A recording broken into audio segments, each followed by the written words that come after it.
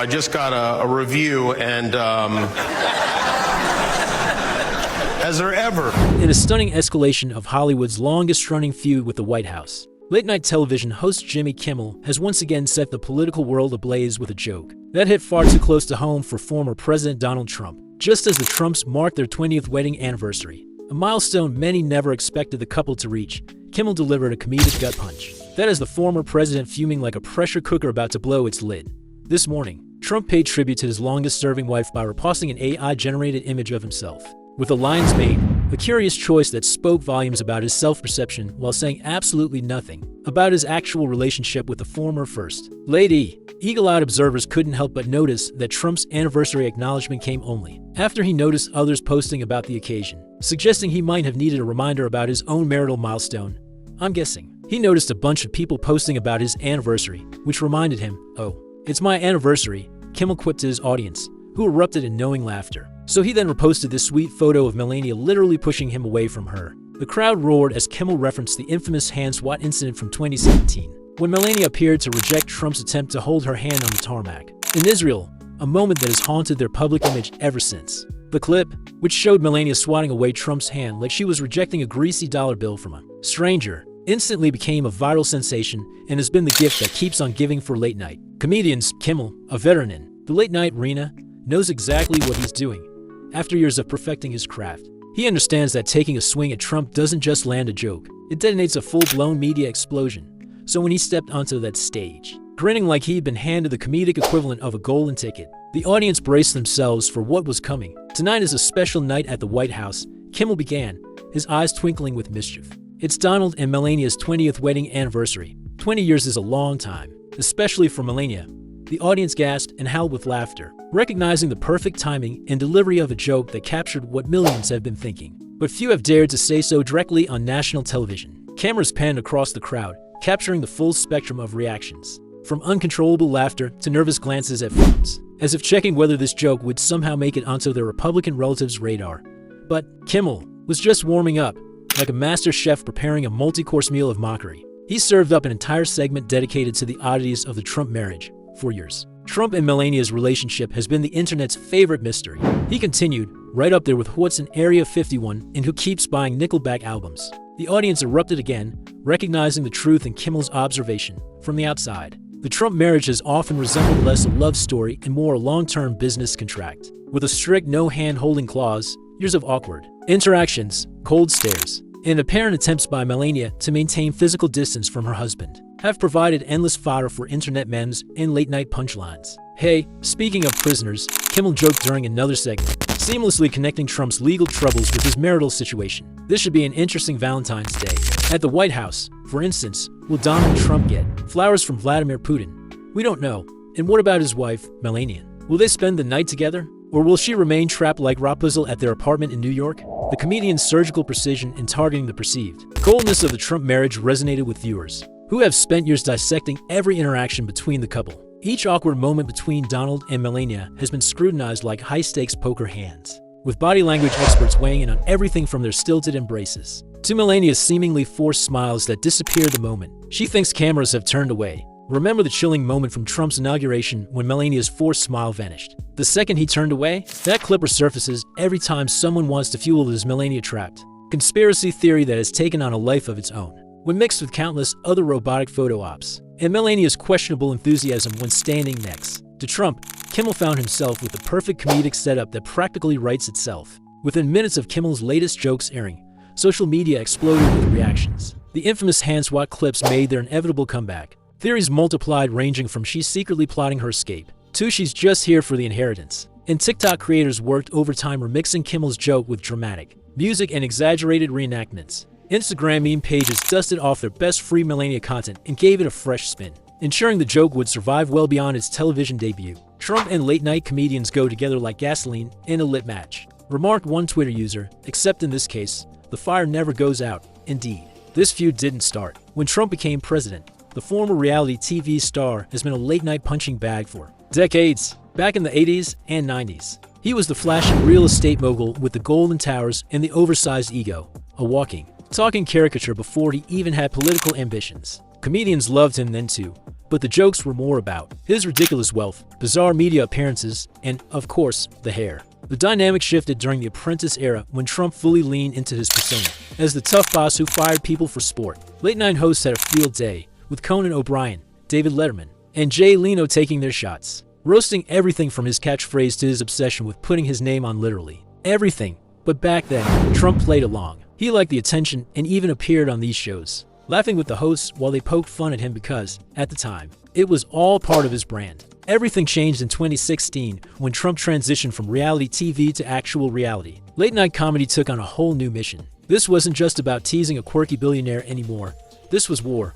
Stephen Colbert, who had spent years perfecting satire on The Colbert Report, sharpened his attacks. Seth Meyers, who had already roasted Trump at the 2011 White House Correspondents' Dinner, turned his late-night monologues into practically nightly Trump roast sessions. And then there was Jimmy Fallon, whose approach to Trump became perhaps the most infamous moment in recent late-night history. His decision to playfully ruffle Trump's hair in the 2016 interview, in an attempt to keep things apolitical, sparked immediate backlash. Fans accused him of humanizing Trump at a time when many felt the stakes were too high. Fallon later admitted he regretted the moment, but the damage was done, and Trump never forgot. Years later, Trump still took jabs at Fallon, even demanding that he be a man and stop apologizing. As he told a rally crowd, Jimmy Fallon asked me if he could do one thing. Could he play with my hair? Can I mess your hair up? I want to see if it's real. So he didn't just play. He puts his hand in my hair, and the audience went wild, and they loved it. 6 months later, he stood up, and he said, "I'd like to apologize for doing that." He lost his whole audience when he did that. As president, Trump hated late-night comedians with a passion that seemed to exceed even his disdain for political opponents. He called them unfunny, overrated, and part of the fake news media. When Colbert mocked him in an especially brutal monologue, Trump dismissed him as a no-talent guy. When Kimmel criticized his policies, Trump went after his ratings. If he wasn't attacking them on Twitter, now Truth Social, he was ranting about them at rallies, turning their jokes into campaign grievances. Even post-presidency, Trump's grudge against late-night TV hasn't faded. The problem? The jokes never stop coming.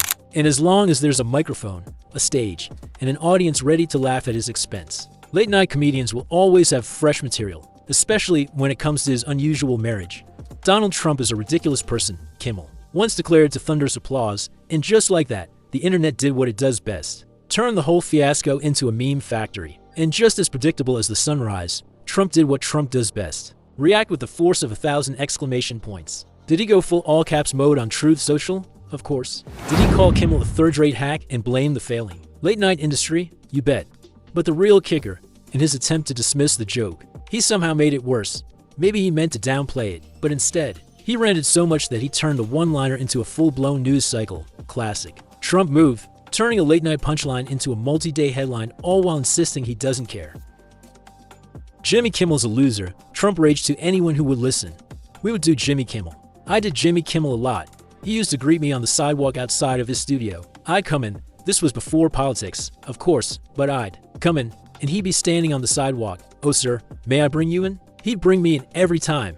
And then I ran for politics. I never, got involved with it much, but all they do is talk bad about Trump. That's all the whole show is, talking bad about Trump as Trump fumed. All eyes turned to Melania, or rather, the lack of a response. No statement, no tweet, not even a carefully worded "we don't care" moment. Instead, the world was left analyzing her past expressions like detectives on a case. Was she secretly laughing in private, sipping tea while watching the chaos unfold? Or was she just rolling her eyes, adding this to the ever-growing list of things she's over? The running joke: does she even watch these comedy shows? Or is she too busy perfecting the art of the unreadable poker face? Either way, her silence has never been louder.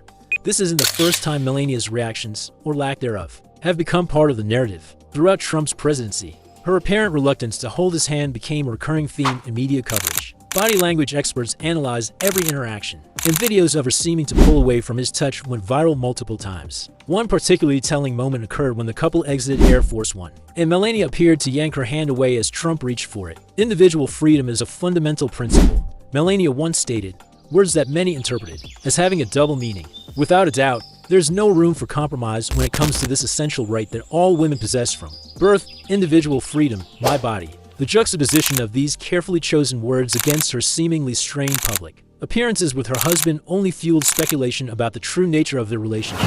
While some defenders insisted their marriage was perfectly normal, critics and comedians alike couldn't help but note that Melania often looked like She'd rather be anywhere else when standing next to her spouse. I want to also thank my beautiful wife Melania, Trump has often said at rallies, while cameras captured her expression that many described as more enduring than enjoying. For Kimmel and other late-night hosts, the Trump marriage represents the gift that keeps on giving. Each awkward interaction provides fresh material, and Trump's predictable outrage ensures the jokes remain relevant long after they're delivered. It's a comedy perpetual motion machine, powered by the former president's inability to let any perceived slight go unanswered. The relationship between Trump and the late-night comedy world has always been complicated. During his time as a celebrity businessman, he craved their attention, even if it came in the form of mockery. The shift occurred when he entered politics and suddenly found himself the target of not just jokes about his hair or wealth, but his policies, statements, and fitness for office. The playful ribbing turned into pointed commentary, and Trump's skin proved far too thin to handle the transition. Comedians like Kimmel recognized this vulnerability early on. They discovered that jokes about Trump's policies might land well, but jokes about his personal insecurities, particularly those involving his marriage, appearance, or popularity, would provoke the strongest reactions. And in the world of late-night comedy, strong reactions equal ratings gold. While our president kept the crowd very warm at CPAC over the weekend, CPAC, if you're not familiar, is basically what would happen if Judge Jeanine Pirro headlined the Fire Festival. It's a lot of very angry white people. It is the largest gathering of people who believe vaccines are witchcraft in the world. Kimmel joked during another monologue that sent Trump into a spiral. The comedian continued, and for 2 hours and 2 minutes, Donald Trump gave what I believe we may look back on as his I Have a Dream speech. This was his longest speech, I think, since taking office. He went on and on. You could have left a speech, watched 2 episodes of Game of Thrones, come back, and he would still have been going. Such jokes, delivered with Kimmel's signature smirk, are precisely calibrated to get under Trump's skin. The comedian knows that comparing Trump's rambling speeches to Martin Luther King Jr.'s historic address would irritate the former president's sense of self-importance, while the CPAC Fire Festival comparison would enrage his base. It's comedy as calculated provocation, and it works every time. But the marriage jokes, those cut deepest of all, perhaps because they touch on something Trump can't easily dismiss or deny. The visual evidence of Melania's apparent discomfort has been captured too many times to count, or perhaps because they challenge the image he's tried so hard to project, that of the alpha male, adored by a beautiful, younger wife. Usually, when Donald Trump gets a spanking like this from a woman, it's with a Forbes magazine. Kimmel once quipped, referencing allegations from adult film star Stormy Daniels about her alleged affair with Trump. The audience gasped before erupting into laughter, knowing they were witnessing a joke that would undoubtedly make headlines the next day. As Trump supporters rallied in the comments sections across social media, calling Kimmel's jokes disrespectful, critics laughed so hard they probably pulled muscles. Meanwhile, other late-night hosts saw the opening and pounced, turning Kimmel's one-liner about the Trump marriage into a multi-day roast session. At this point, the joke had evolved into a full-fledged comedy saga, with Trump as its unwilling main character. Kamala was pushing his buttons like a 12-year-old playing Fortnite. Kimmel remarked after one presidential debate, continuing to jab at Trump's thin skin. This was a much better debate than the last debate. This is like the Lion King when Simba came back to avenge Mufasa. Trump's advisors reportedly urged him before debates to be happy Trump, instead of mean bully Trump, and to please focus on the issues. As Kimmel noted, of course, he didn't listen to any of that at all. But who are we kidding? This election isn't about the issues. I mean, Dick Cheney isn't voting for Kamala Harris because he agrees with her on the issues. He's voting for her because there's a rhinoceros charging, and she has the tranquilizer gun. Such pointed political commentary, wrapped in humor, is exactly what makes Trump seethe. He's made it clear over the years that he believes comedy should be apolitical, or at least, it should only mock his opponents, never himself. His inability to laugh at himself, combined with his compulsive need to respond to every perceived slight, creates the perfect storm for comedians looking to make an impact. I was going to make stuff up about him, Kimmel joked during another monologue. I'd start telling people he wears diapers. I would explain that it's a long trial. He drinks a lot of Diet Cokes to stay awake. He's getting up there in years, and it's perfectly normal for a man of Trump's age and carriage to wear absorbent undergarments to stop the leaks. So, I mean, if I was making stuff up, then I would point out that the reason he stands like this, and golfs like this, and plays tennis like this is because he has a full diaper strapped around his little mushroom garden, okay? The audience's reaction to this particularly crude joke demonstrated the evolution of Trump comedy over the years. What might have once been considered too vulgar for network television had become standard fare in the Trump era. The former president's own crude language and behavior had effectively lowered the bar, giving comedians license to go further than they might have dared with previous political figures. Now, as Trump continues to fume about Kimmel's latest marriage joke, the comedian faces two choices: let it go like a mature adult, or do what every comedian dreams of: roast Trump until he's redder than his own MAGA hat. Spoiler alert, maturity is overrated in the comedy world. Meanwhile, Trump, the undisputed king of holding grudges, might turn this into a full-blown campaign talking point, complete with dramatic reenactments and exaggerated hand gestures. Late night. Writers are likely popping champagne because when Trump takes the bait, it's like Christmas came early for comedy. The internet is already 10 memes ahead, debating whether this feud ends in a stand-up special or a true social meltdown. Either way, comedy just secured another undefeated victory in its ongoing battle with the former president, who can't take a joke. As for Melania, perhaps she's having the last laugh after all, remaining enigmatically silent while her husband of 20 years fights battles with comedians instead of focusing on their anniversary. Or perhaps, as many have speculated over the years, she's simply counting down the days until she can renegotiate what many suspect is a carefully crafted marital contract. Whatever the truth may be about the Trump marriage, one thing is certain: as long as Jimmy Kimmel has a television show and Donald Trump has access to social media, this feud will continue to provide endless entertainment for the American public. The hand swats, the cold stares, the awkward attempts at affection, all will remain prime comedic material, ensuring that the 20th anniversary of the Trump-Melania union won't be the last milestone to be turned into late-night fodder. In the world of political comedy, the Trump marriage remains the gift that keeps on giving, whether the former president likes it or not.